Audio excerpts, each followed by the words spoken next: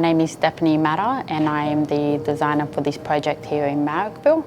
I worked on the design concept through to getting approval as well as providing construction drawings and also overseeing the build.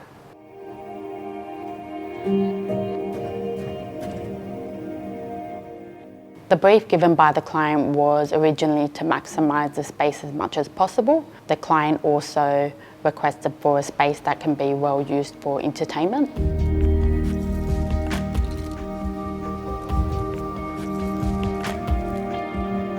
Also the landscape offset into the living space, which also allows the maximising of light filtering into the space.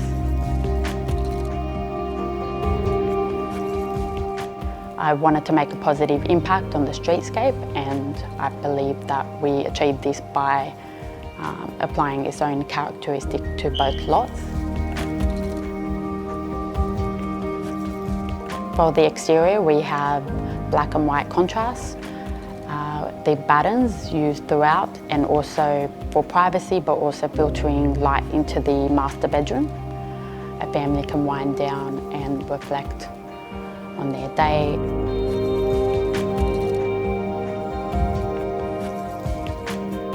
The architecture of this place is quite minimal, letting the architecture speak for itself.